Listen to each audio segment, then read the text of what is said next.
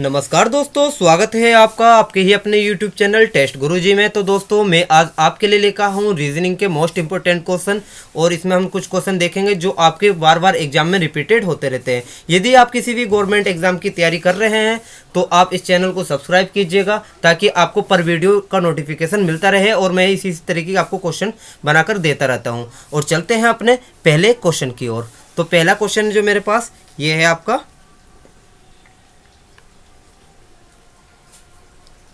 एक चींटी 3 किलोमीटर चलती है और फिर वो 4 किलोमीटर ऊंचे एक वृक्ष पर चढ़ती है, तो वह अपने मूल स्थान से कितनी दूरी पर है।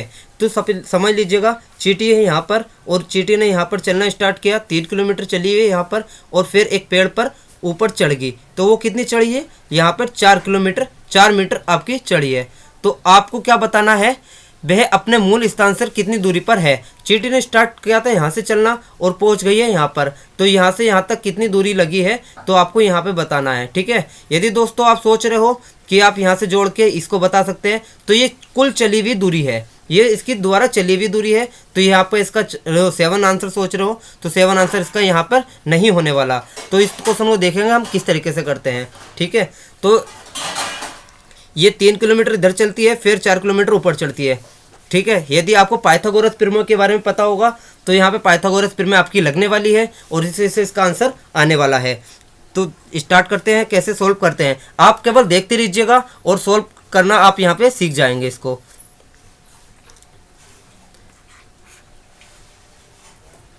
तीन है, ठीक है, 4 है, तो 3 ते कितना होता है, 9 होता है। ठीक है, 4 चौक कितना होता है, 16 होता है। यदि आप इसे जोड़ोगे तो कितना आ जाएगा, यदि आप इसे जोड़ोगे तो आपका √25 आ गया। √25 की वैल्यू आप जानते ही हैं, तो कितनी होती है, 5 होती है। तो यहाँ आपका राइट आंसर जो हो जाएगा, आपका 5 राइट आंसर हो जाएगा। आशा करता हूँ आपको ये क्वेश्चन आसानी से समझ में आया होगा। तो चलते हैं हम अपने नेक्स्ट क्वेश्चन पर। तो दोस्तों नेक्स्ट क्वेश्चन क्या है, नेक्स्ट क्वेश्चन से लिया गया है, श्रृंखला से लिया गया है आपका और सीरीज से लिया गया है। तो इस क्वेश्चन को देखेंगे कैसे सोल्व करते हैं। देखिएगा, 3, 5, 6, 12, 12 क्वेश्चन मार्क और 24, 26 हमारा जो आंसर आएगा, हमें ये आंसर यहाँ पे बताना है। ठीक है, स्टार्ट करते हैं कैसे सोल्व कर सकते हैं। देखिएगा, अलग अलग तरीके से आपके माइंड में आ रहा होगा, आप इसे कैसे सोल्व करोगे। ठीक है, तो पहले आसान तरीका जो आपके माइंड में आ रहा होगा वही तरीका सिखाने की कोशिश करता हूँ। तो आप 3, 2, 5, 3, 2, 5, 5, 5 और 1 6, 6 और 6 12, 12 और 0 जोड़ेंगे तो कुछ नहीं आएगा, 12 और 12। ठीक है, इस तरीके से आपको कोई सीरीज यहाँ आपको नज़र आ रहा है, लॉजिक कोई लॉजिक आपको यहाँ नज़र नहीं आ रहा है। ठीक है, तो आप एक बात ध्यान रखिएगा, यदि आपको सीरीज में कोई दो नंबर एक से नज़र आ रहे हैं, यदि सीरीज में कोई 2 नंबर आपको एक से नज़र आ रहे हैं तो आप समझ लीजिएगा सीरीज डबलिंग वाली है। यदि आप डबलिंग वाली सीरीज है तो आपको एक क्वेश्चन देखिएगा, इस तरीके से बताता हूं और आप आसानी से नेक्स्ट क्वेश्चन कोई भी आप एग्जाम में आसानी से कर सकते हैं। तो डबलिंग में देखिएगा कैसा ऑप्शन आता है। 3 का कनेक्शन 6 से है, 6 का कनेक्शन फिर 12 से है, 12 का कनेक्शन फिर 24 से है और 24 का कनेक्शन फिर आगे। आप यहाँ पे भी कुछ अगर मालूम करता तो आप यहाँ भी बता सकते थे। इसी तरीके से क्या हुआ, 3 दूनी 6, दूनी 12, दूनी 24, दूनी 48। यहाँ पर अगर मालूम करता तो आप यहाँ भी बता सकते थे, 48 आता। इसी तरीके से ऊपर देखिएगा, 5 का कनेक्शन 12 से, 12 का कनेक्शन इससे और इसका कनेक्शन इससे, सेम सीरीज चली होगी। 5 और 7 12, 5 और 7 7 प्लस हुआ 7, 12 में 7 जोड़ेंगे तो क्या आएगा, 12 में 7 जोड़ेंगे तो आपका 19 आएगा, 19 आएगा। ऑप्शन में आपको 19 नज़र आ रहा होगा। ठीक है, यदि 19 में को अगर आप 7 फिर दोबारा जोड़ेंगे तो आपका क्या आएगा, 26। यहाँ आपका आंसर जो हो गया कंफर्म हो जाता है, आंसर आपका 19 होने वाला है। यदि दोस्तों समझ में नहीं आया तो आप एक बार फिर दोबारा देखिएगा, मैं इसे फिर दोबारा समझाता हूँ। यदि आपको कोई 2 नंबर नज़र आए एक क्वेश्चन में तो वो समझ लीजिएगा डबलिंग सीरीज है। कैसी सीरीज है, डबलिंग सीरीज है। और डबलिंग सीरीज करने का हमेशा एक ही तरीका रहा है, डिफरेंट तरीका रहा है, लेकिन आप इस तरीके से करोगे तो आप उसे आसानी से पता लगा सकते हो कि आपका आंसर आने वाला है। तो फिर दोबारा बताता हूँ, 3 का कनेक्शन 6 से होगा, 6 का कनेक्शन 12 से होगा, 12 का 24 से और 24 का इस तरीके से आगे से। 3 दूनी 6, दूनी 12, दूनी 24, दूनी 48 आगे मुझे जाना नहीं, ठीक है, क्योंकि मेरा ऑप्शन में कुछ नहीं है, ठीक है। और 5 का कनेक्शन चलेगा 12 से। एक एक डिजिट यहाँ छोड़ी तो एक एक डिजिट में यहाँ छोड़ूंगा, एक एक डिजिट में यहाँ छोड़ने वाला हूँ, ठीक है। 5 में को क्या जोड़ूँ ऐसा जो 12 आ जाए, 5 में को क्या जोड़ूँ ऐसा जो 12 आ जाए, तो 7 जोड़ा। 7 में को क्या जोड़ूँ ऐसा जो कुछ जैसे 7 जो 12 में को कुछ ऐसा जोड़ना पड़ेगा जो यहाँ फिल करता हो। यदि 5 जोड़ता हूँ तो क्या होगा, 17 होगा। लेकिन 17 में को फिर यहाँ पे देखिएगा अगर घटाने की कोशिश करता हूँ, मैं आपके कहने से 5 जोड़ता हूँ, फिर आगे क्या जोड़ूंगा, 3 जोड़ूंगा, तो आपको ऐसा कुछ नहीं मिल रहा, तो यहाँ पे भी मुझे 7 जोड़ना पड़ेगा। और यहाँ भी आप 7 जोड़ के देखिएगा, तो आप यहाँ पे आप 19 रखोगे तो आपका आंसर कुछ सेम बैठेगा। तो यहाँ आपका राइट आंसर जो हो जाएगा आपका 19 आंसर हो जाएगा। आशा करता हूँ आपको बहुत अच्छे से समझ में आया होगा। इसी तरीके से चलते हैं अपने नेक्स्ट क्वेश्चन पे। देखिएगा दोस्तों, नेक्स्ट क्वेश्चन जो लिया गया है ये लिया गया है आपका वेन आरेख यानी वेन डायग्राम से, ठीक है। यदि आपको एग्जाम देते होंगे तो आपको कुछ ना कुछ क्वेश्चन आपको वेन डायग्राम से जरूर मिलते होंगे, ठीक है। तो इस क्वेश्चन को आप किस तरीके से कर सकते हैं। ये क्वेश्चन क्या है, मेरे पास घोड़ा है, बंदर है, बाघ है, ठीक है। घोड़ा है, बंदर है, बाघ है, तो इसमें आपको सही आंसर इसका लगाना है। सही आंसर क्या होगा देखिएगा। यदि मैं मानता हूँ बाघ क्या हो, बाघ आपका जंगलों में रहता है, बंदर जंगलों में भी रहता है, प्लस आपका बस्ती में भी रहता है। घोड़ा एक पालतू होता है, ठीक है। बंदर पालतू भी होता है और क्या होता है आपका जंगल, घोड़ा हमेशा पालतू ही होता है। पालतू को मैंने अलग रखा है, बाघ जंगल में रहता अलग रखा है, और ये चीज दोनों में ही रहता है। तो इस तरीके से आपका ये आंसर जो हो जाएगा आपका डी आंसर हो जाएगा। क्यों, क्योंकि आप यहाँ पे तीनों की स्थिति आपकी अलग अलग दर्शाई गई है। तो दोस्तों आशा करता हूँ ये क्वेश्चन भी आपको बहुत आसानी से समझ में आया होगा। तो इसी तरीके से चलते हैं मोस्ट इंपॉर्टेंट क्वेश्चन पर जो आपको सीरीज से लिया गया है, ठीक है। ये सारे क्वेश्चन जो करा रहा हूँ मैं आपके बहुत मोस्ट इंपॉर्टेंट क्वेश्चन है। यदि आपने ये आपको पहले आता है तो आप हमें कमेंट बॉक्स में लिख के बता सकते हैं, यदि आपने नहीं आता है तो आप यहाँ से सीख के जरूर जाइएगा दोस्तों, ठीक है। तो सीरीज एक लंबी सीरीज है, 5 है, 8 है, 9 है, 6 है, 5 है, 4 है, 2 है, 3 है, 7 है। तो कुछ लोगों के दिमाग में आ रहा होगा, ये मैसेज को सबको क्या करता हूँ अलग अलग डिजिट को जोड़ लेता हूँ, ठीक है। फिर कुछ क्वेश्चन इस तरीके से बनते हैं, लेकिन ये क्वेश्चन आपको दोस्तों बता दूं ये आपका क्वेश्चन ऐसा नहीं है। तो इस क्वेश्चन में देखते हैं क्या लॉजिक लगा है। 5 है, 8 है, 9 है, 6 है, 5 है, 4 है, 2 है, 3 है, 7 है। इसी तरीके से अगले डिजिट पढ़ते हैं। 8 है, 9 है, 6 है, 5 है, 4 है, 2 है, 3 है, 7 है, ठीक। फिर अगली डिजिट पे चलते हैं। 8 है, 9 है, 6 है, 5 है, 4 है, 3 है, 2 है, 3 है। फिर अगली पे चलते हैं। 9 है, 6 है, 5 है, 4 है, 2 है, 3 है। तो आपने एक बात नोट की है यहाँ पे, देखिएगा मेरे यहाँ पे 5 है, तो इसमें मैंने यहाँ पे 5 नहीं है ना, तो यहाँ पे इन्हें 5 हटा दिया, यानी यहाँ पे पहला डिजिट हटा दिया है। तो ऐसे ही आगे चलते हैं। इन्हें आपके पहला डिजिट हटा दिया था तो वो तो ऑलरेडी हटा हुआ है। फिर इन्हें क्या किया, इधर आकर आगे चल के लास्ट वाला डिजिट भी हटा दिया, लास्ट वाला डिजिट भी हटा दिया।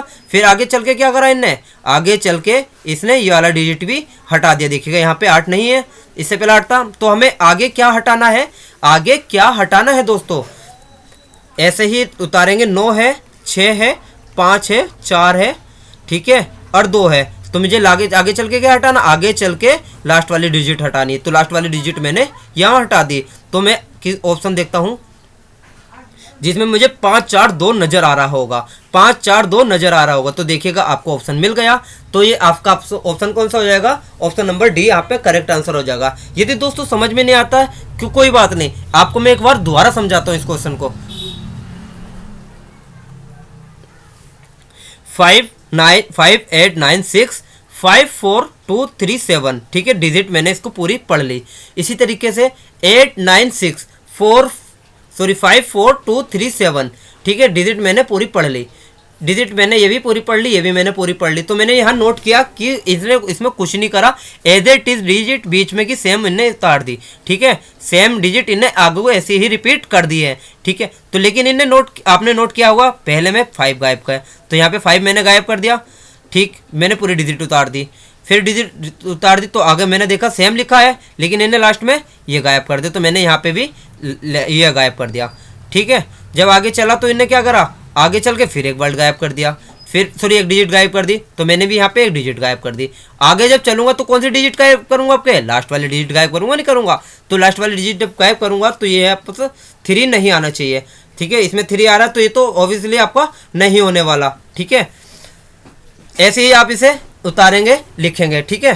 तो चलते हैं आपके नेक्स्ट और मोस्ट इंपॉर्टेंट क्वेश्चन, ठीक है। ये आपको जो क्वेश्चन लिया गया है ये आपको कैलेंडर चैप्टर से लिया गया है। यदि आप कोई भी एग्जाम दे रहे हैं तो आपको काफ़ी बार इसमें देखने को मिलता होगा, तो सॉल्व करने की कोशिश कीजिएगा। यदि 30 जनवरी 2013 को गुरुवार हो तो 2 मार्च 2013 को कौन सा दिन होगा, ठीक है। तो इस क्वेश्चन को आपको कैसे करना है दोस्तों, बने रहिएगा वीडियो में। हमें पता है हमारी जनवरी कितने की होती है, हमारी जनवरी होती है 31 की, लेकिन यहाँ पे 30 जनवरी के बाद की बात की जा रही, तो यहाँ पे मुझे कौन सा दिन बचा, मेरे पास एक दिन बचा, ठीक है। फिर 2013 की बात हो रही, तो यहाँ पे आपका जो फरवरी होगी आपकी 28 की, फरवरी आपकी 28 की ही होगी, तो मेरे पास पूरे 28 के दिन मिल गए। फिर मैं मार्च में जाने की कोशिश करता हूँ, तो मार्च में मुझे कितने दिन मिल गए, मार्च में मुझे 2 दिन मिल गए। तो टोटल मेरे पास कितने दिन हुए, टोटल मेरे पास दिन हो गए 28 2 30 30 अरे 31, हमारे पास हो गए 31 दिन। और हमारे पास जो वीक होता है 7 का होता है, तो 7 में से भाग करेंगे, 7 चौक 28, 7 चौक जो 28 बचा, हमारे पास जो आगा रिमाइंडर 3 आ जाएगा। अब 3 की बात करते हैं, मेरे पास गुरुवार था, गुरुवार में जब 3 दिन जोड़ोगे आपके, गुरुवार, शुक्रवार, शनिवार, और जो तीसरा दिन जो कौन सा आएगा आपका, वो आपका आएगा रविवार। तो दोस्तों इस तरीके से आपका इसका आंसर हो जाएगा रविवार, ठीक है। यदि समझ में नहीं आया तो दोस्तों मैं आपको एक बार फिर दोबारा से समझाने की कोशिश करता हूँ, आप इसे समझने की पूरी कोशिश कीजिएगा। यदि 30 जनवरी 2013 को गुरुवार था तो 2 मार्च 2013 को कौन सा दिन होगा। जनवरी आपको सभी को पता है, सारे कैलेंडर में देखा भी होगा आपने, जनवरी हमेशा 31 की रहती है, 31 की रहती है। तो 30 के बाद मुझे एक दिन आपका यहाँ मिल गया, ठीक है, एक दिन मिल गया। फिर बीच में अगला मंथ कौन सा आया आपका, अगला मंथ आया आपका फरवरी का। फरवरी में टोटल कितने होते हैं, 28 दिन होते हैं। लेकिन दोस्तों आपको कुछ समझ में आ रहा होगा, कुछ लोग कह रहे होंगे कभी कभी फरवरी 29 की भी होती है, तो फरवरी आपकी 29 जो होती है वो होती है आपकी लीप ईयर की। लीप ईयर का आप इसे पता लगाना तो क्या करते हैं, लीप ईयर को लास्ट के डिजिट लेते हैं और 4 से भाग कर देते हैं, कट जाता है तो आपका लीप ईयर बन जाता है। लेकिन मैं यहाँ पे लीप ईयर आपको समझा नहीं रहा हूँ, मैं आपको केवल इस क्वेश्चन का आंसर कराना सिखा रहा हूँ। 2 दिन मार्च के मुझे मिल जाते हैं, तो टोटल कितने हुए 31 को भाग करते हैं हम 7 से भाग करते हैं, 7 चौक 28, रिमाइंडर कितना बच गया, रिमाइंडर बच गया 3। अब मेरे पास था गुरुवार का दिन मुझे पता था, ठीक है, गुरुवार को 13 तारीख है, ठीक है, तो सॉरी 30 तारीख है। तो गुरुवार में हम 3 दिन जब जोड़ेंगे, गुरुवार, शुक्रवार, शनिवार और इतवार, तो यहाँ पे क्या आ जाएगा आपका रविवार की बात कही जा रही है, ठीक है। तो बात, यदि दोस्तों आपको वीडियो पसंद आया तो आपको लाइक करना है और ज़्यादा से ज़्यादा से शेयर करना है, ताकि हम और भी लोगों के साथ पहुंच सकते हैं। दोस्तों आप मुझे जो सपोर्ट करना चाहते हैं, मुझे केवल एक ही तरह सपोर्ट कर सकते हैं, मेरी वीडियो को ज़्यादा से ज़्यादा शेयर कीजिएगा, और ताकि मैं आपके लिए इसी तरीके वीडियो बनाता रहूं। वीडियो पसंद आया तो लाइक कीजिएगा और मेरे चैनल को फॉलो भी करते हैं। और कोई भी क्वेश्चन के संबंध में आपको कोई क्वेरी है तो क्या करना है, आपको कमेंट करना है, ठीक है। और सब्सक्राइब करते समय बेल आइकन प्रेस कर देना है, ताकि पर वीडियो का नोटिफिकेशन मिलता रहे। थैंक्स फॉर वॉचिंग टेस्ट गुरुजी। गुरु, क्या बढ़िया, सही है, बहुत बढ़िया, ताली बजाओ, ताली बजाओ। Bye bye bye bye.